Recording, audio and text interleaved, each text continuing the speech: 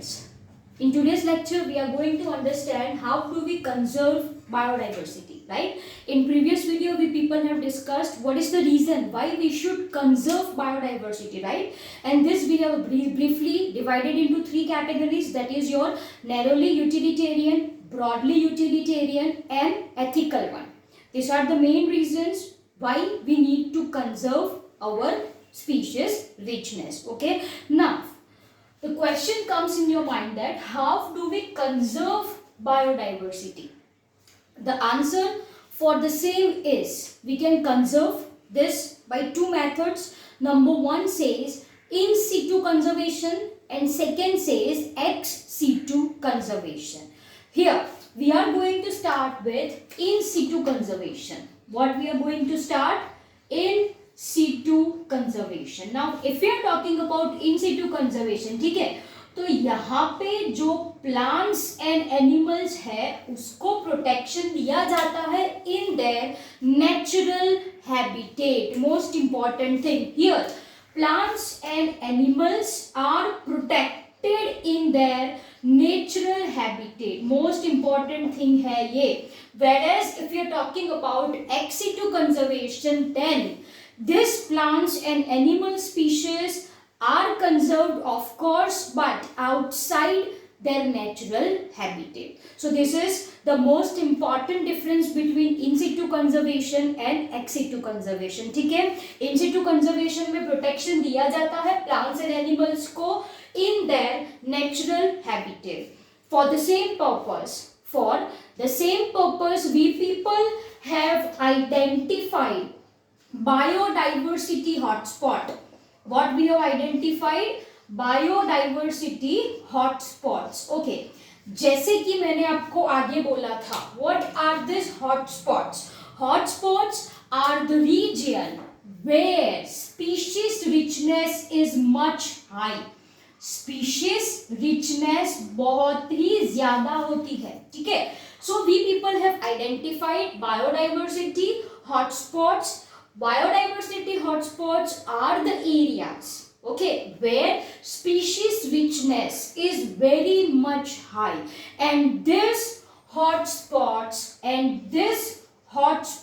have endemic species. Okay, endemic species मानी क्या? ये भी मैंने आपको बताया था. Endemic species are those species which are confined to that particular area only. जो स्पीशीज वही एरिया में प्रेजेंट होती है, that species are called as endemic species. Am I clear? मतलब वो स्पीशीज कहीं और जगह पे आपको नहीं मिलती. They are present in that particular area only. So once again, what is biodiversity hotspot? Biodiversity hotspots are nothing but area which shows high biodiversity, or I can say high species richness and high degree of endemism. Endemism is nothing but this only. Endemism is nothing but area where that particular species is confined. Am I clear? तो ये होता है biodiversity hotspot.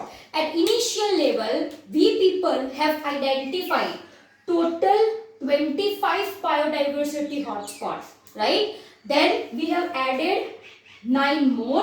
So total we are having 34 biodiversity hotspot in world. So we are having total of 34 biodiversity hotspot in world, right? Important point over here is to note that this biodiversity hotspot covers less than 2% of total earth area. 2% of total earth lands area. However, यहाँ पे जो species richness है वो बहुत ही ज्यादा होती है, ठीक है? Although it covers less than 2% of area.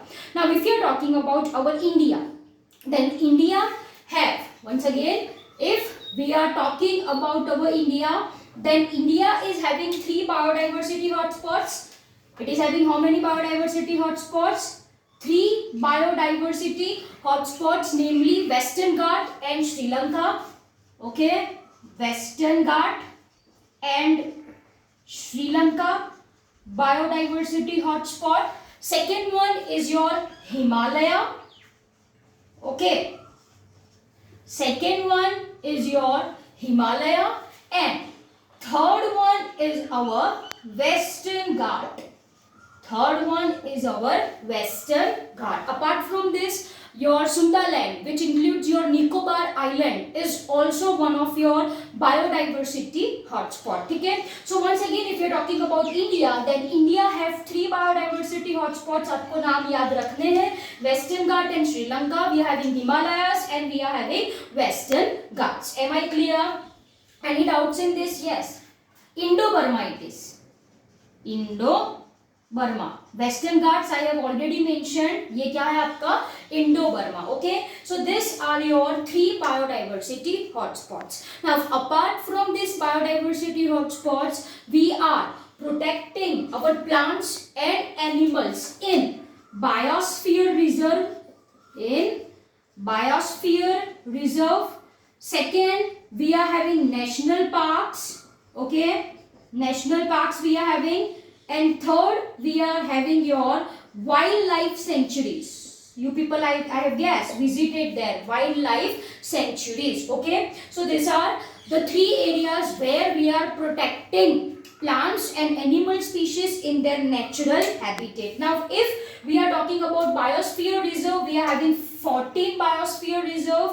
National parks, we are having 90. And wildlife sanctuaries, we are having 448. We are having 448. So apart from this biodiversity hotspots, we are also having biosphere reserve, national parks and wildlife sanctuaries where we are protecting plants and animal species in their natural habitat. Let us talk about this biosphere reserve.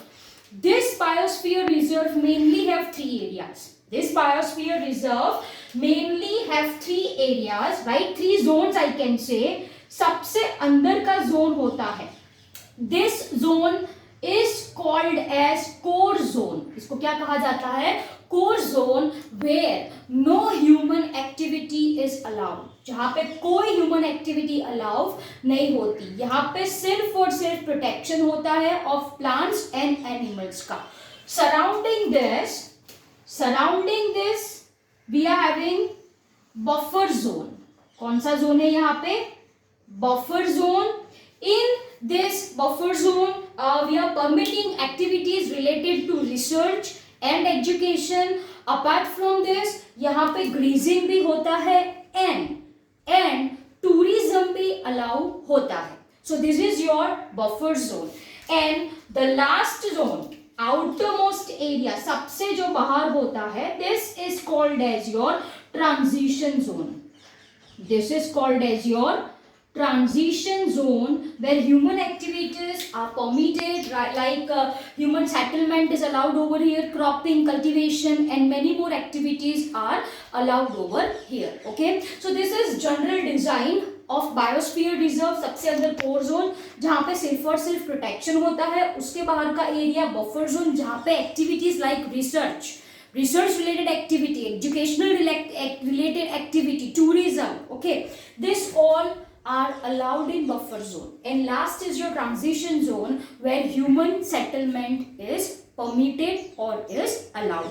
तो ये हो गया आपका biosphere reserve.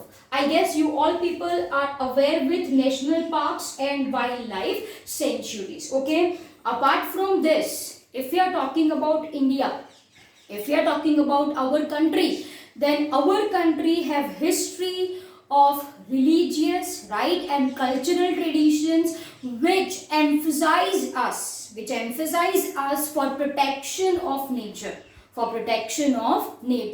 And in many cultures, tract of forest are set aside where plants and animals within that are provided total protection. And ये area को कहा जाता है sacred groves. ये एरिया को क्या कहा जाता है? This is called as sacred groves. What is sacred groves? Sacred groves are nothing but a tract of forest that are set, right, which are meant for protection of plants and animals. यहाँ पे plants and animals को total protection दिया जाता है. So this is what I mean by sacred grove. Now if we are talking about our country, then we are having Khasi and Jaintia. This second group I am going to write their names, right? Khasi and Jaintia in Meghalaya, right? Apart from this, we are having Arvalli Hill. ये आप सभी ने सुना होगा. Arvalli Hills in Rajasthan, right? Then we are having, of course, Western Ghat. We are having Western Ghats of Karnataka. ठीक है? Karnataka and Maharashtra.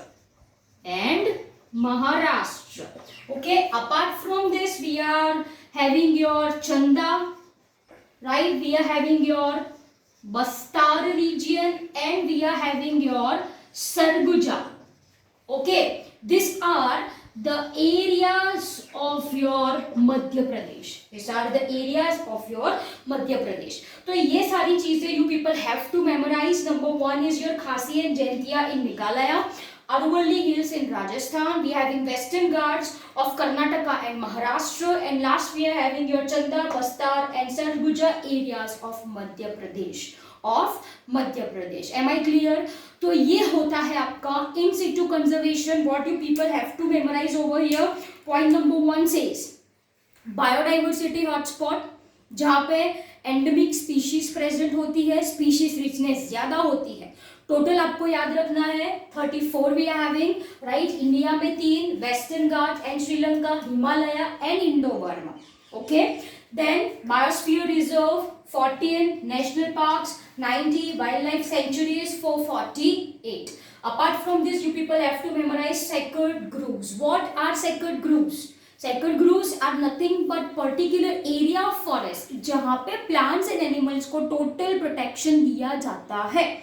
Okay, this 4 you people have to memorize. And if you are talking about in Meghalayas, right? Then in Meghalayas, this sacred groves serves as a last refuge for several rare and threatened plants. Last refuge in the sense it serves as an area which are totally protected. Okay, which are totally protected. So in Meghalayas, the sacred groves act as a last refuges for many rare and threatened plants. तो ये हो गया बेटा जी आपका in situ conservation. Okay, your biodiversity hotspot, reserve, national park, wildlife sanctuaries and sacred groves. This all points you have to mention when question. You have to write in situ conservation. Now we are going to understand ex situ conservation. जैसे मैंने आपको बोला, ex situ conservation is conservation of plants and animals outside their natural habitat. ठीक है, outside their natural habitat, and for the same purpose we are having botanical gardens, right? Botanical gardens. Then we are having your zoological parks. We are having zoological parks, and also we are having wildlife safaris, right? We are having wildlife safaris which serves the purpose of ex situ conservation.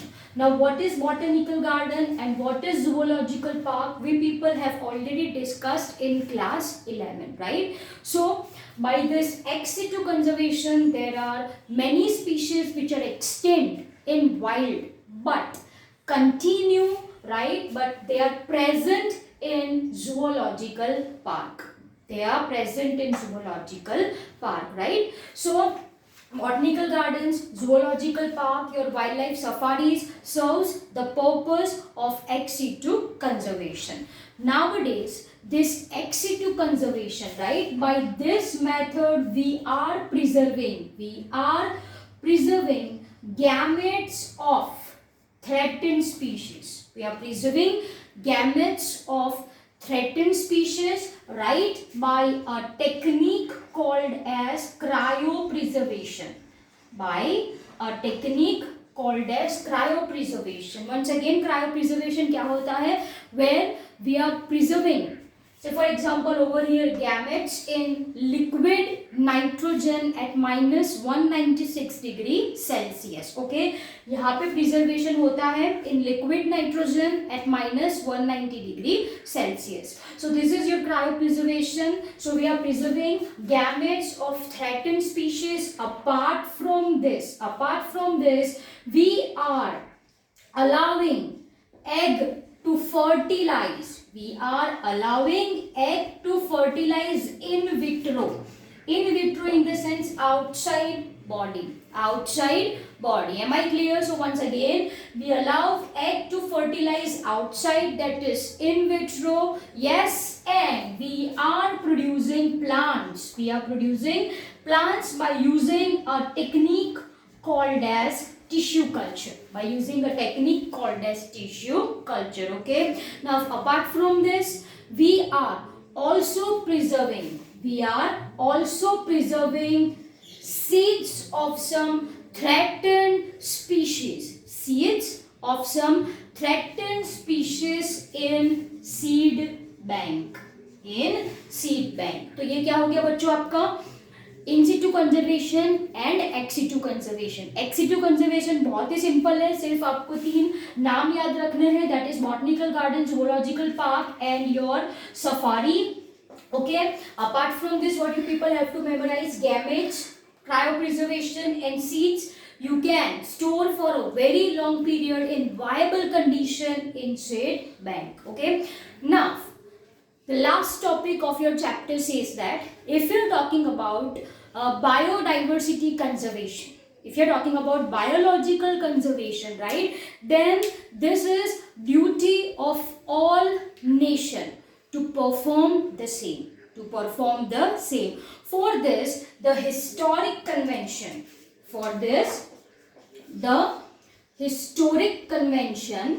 okay, historic convention on biological diversity,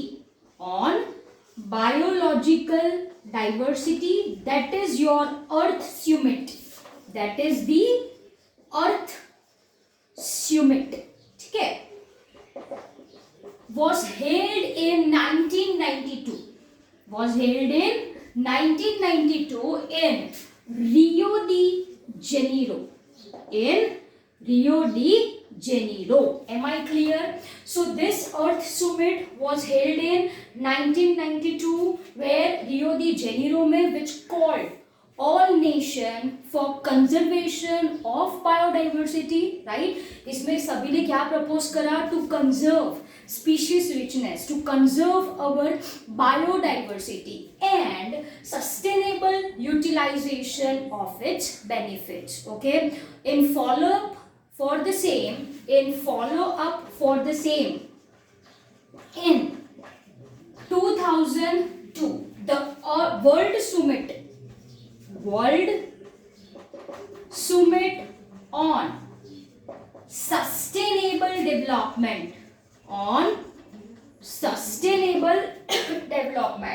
was held in Johannesburg, South Africa, where 190 countries,